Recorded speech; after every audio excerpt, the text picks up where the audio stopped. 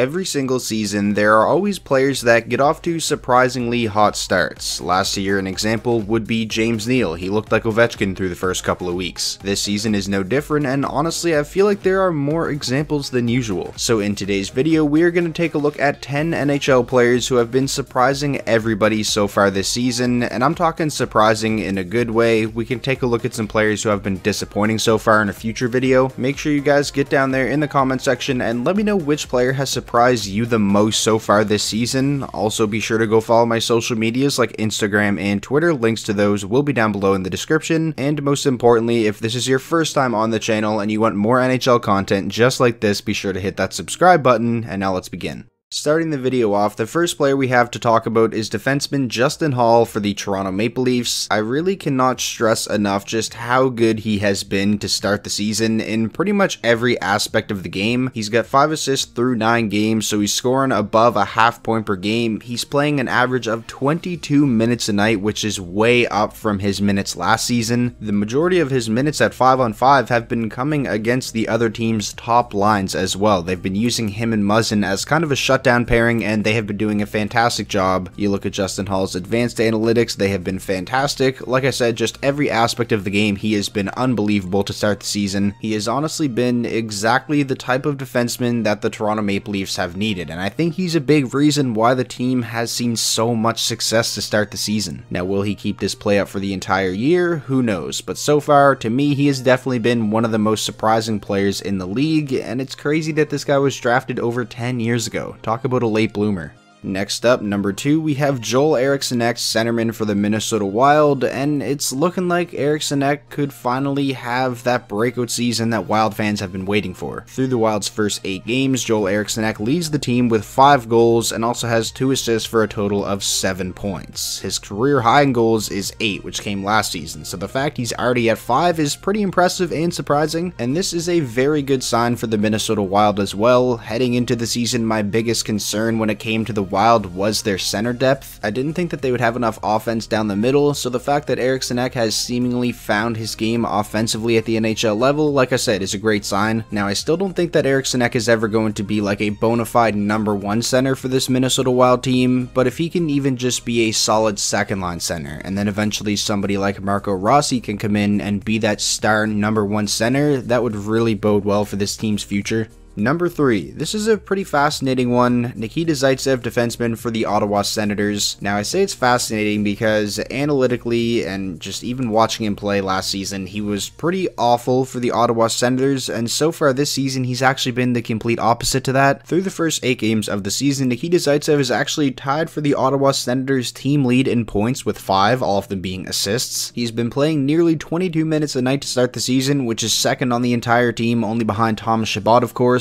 Even looking at his Corsi for percentage, it's a career high by far, currently sitting at 54.1%. Like I said, it's just really fascinating how good of a start NIKITA ZAITSEV has gotten off to, especially when you consider the amount of minutes he plays on an Ottawa team that is not very good. They're currently last place in the entire league with a 1-6-1 record. So we'll see if ZAITSEV can keep up this play throughout the remainder of the season. I wouldn't count on it, but I am hoping he does, because then his contract won't even look that bad. Moving on now to number 4, the first of 3 goaltenders we're going to talk about in today's video, Kevin Lankinen of the Chicago Blackhawks. Heading into the season, I was extremely worried about the Blackhawks goaltending situation, a tandem of Colin Delia and Malcolm Subban. I didn't think they were going to win too many games with those guys in net, and to start the season, that was definitely the case. The Hawks were 0-3 through their first 3 games. Delia played 2 of those games and Subban played 1. They allowed 5 goals in each of those 3 games. It did not look good. And then in game 4, they started undrafted goaltender Kevin Lankinen, who played for Rockford in the American Hockey League last season. And don't get me wrong, Lankinen's first start of this season was not the greatest, but ever since then he has been lights out. He's accounted for both of the Blackhawks wins. He's got a 2-1-2 record, a 2.16 goals against average, and a 930 save percentage. Although we are still very early in the season, Kevin Lankinen has already took over the starting job for this Blackhawks team. When heading into the season, he was the 3rd goaltender, so I've definitely been extremely surprised by his play so far. Hopefully Lankinen can keep this play up for the entire season and be a bright spot for the Blackhawks in a season that probably isn't going to be the greatest. He's cooled down over the past couple of games, but I still had to feature him in the video. We got Bobby Ryan of the Detroit Red Wings. Through 7 games, Bobby Ryan's 4 goals is tied for the team lead in that category with only Tyler Bertuzzi. He also has an assist for a total of 5 points. He set a franchise record, becoming the first player to score 4 times in his first 3 games with the Detroit Red Wings. Now, like I said, yes, he already has cooled down, but that was to be expected, especially considering he plays for the Red Wings, and the past 4 games, Detroit has looked awful. They looked like the same team we saw play last year. Outside of the first couple of games, it's been rough for the Red Wings for sure. Bobby Ryan, I would definitely say, has been a bright spot. He's already become a fan favorite amongst Red Wings fans. I'm really interested to see what Steve Yzerman decides to do with Bobby Ryan around the trade deadline, because he is on just a 1-year deal. He's going to be UFA next offseason, so I'm interested to see if he's going to stick around for the entire season, or if Yzerman's going to try to send him off at the deadline and bring in some draft picks. Because if Bobby Ryan has around 10-15 goals at the deadline, he could definitely be an intriguing asset for a team out there trying to add some depth scoring.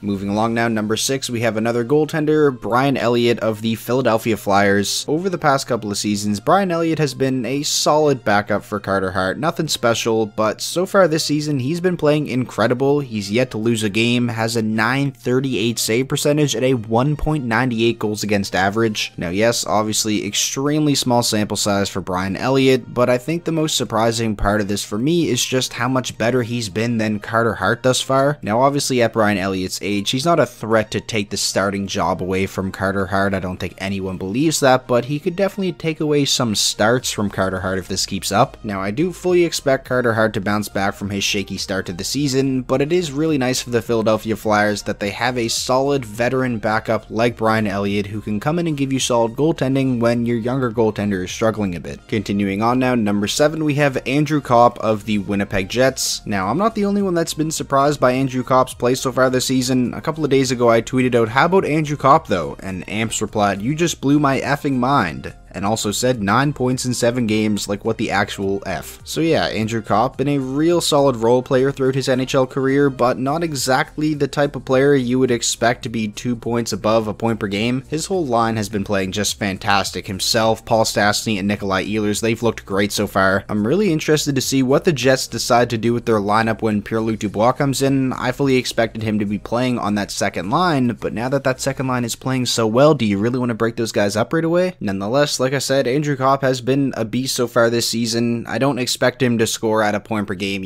throughout the entire season, but imagine if he did. He's an RFA this coming off season, so I wonder what his asking price would be if he did have a year like that. Moving along now, number 8, we have the third and final goaltender we're going to talk about in this video, Vitek Vanecek of the Washington Capitals. Sorta came out of nowhere. He's 25 years old, had never played a game in the NHL before this season. This opportunity obviously came about for Vanecek because of the whole Henrik Lundqvist situation and him not being able to play this season, and Vanecek has definitely been making the most of this opportunity. He's played in 6 games so far, has a record of 4-0-2, so he's yet to lose a game. I mean, the Capitals haven't lost a game yet anyways, a .915 save percentage and a 2.75 goals against average. Very impressive start to the season for Vanecek. His play has been significantly better than Samsonov's up until this point. Now, I think Samsonov is going to be fine and that he will bounce back. I actually think he's injured right now day to day. Just imagine when Samsonov gets back to playing like we know he can, and then you also have Vanecek playing well. That is a very solid 1-2 punch in net, and it could be that way for a very long time because they're both still young. Samsonov is only 23 and Vanecek is 25. Moving along now, number 9, we have Carter Verhaeghe of the Florida Panthers. Now, heading into the season, when I seen that the Panthers had Anthony Duclair and Carter Verhaeghe as Alexander Barkov's wingers, I was a little skeptical about it. I didn't know if that was the best way to utilize your superstar centerman's talent,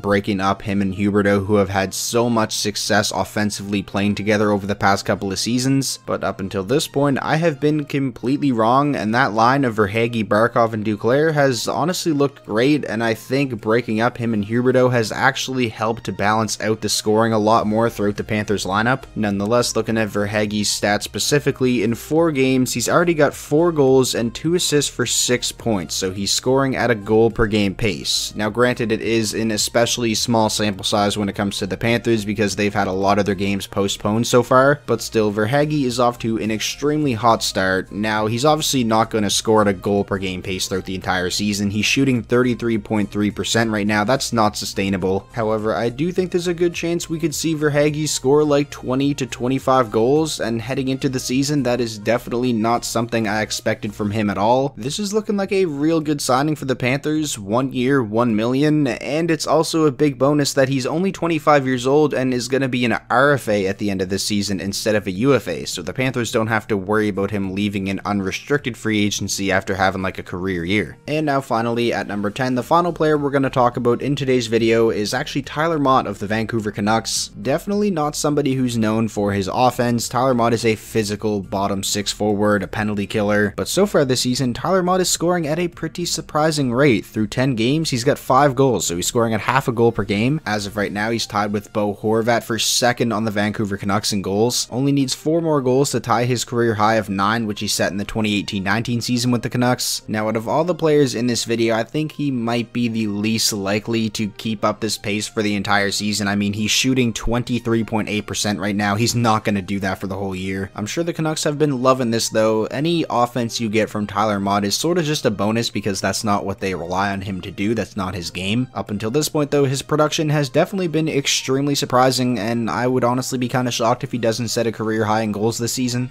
So that is going to do it for today's video. I really hope you guys did enjoy. Like I said at the start of the video, be sure to let me know down below in the comment section which NHL player has surprised you the most so far this season. Also, if you guys want to see me do the most disappointing players from the season so far, be sure to let me know. Of course, if you did enjoy today's video, please be sure to leave it a like. That is the best way to show your support. And most importantly, if this is your first time on the channel and you want more NHL content just like this, be sure to hit that subscribe button, and I will talk to you all in the next video.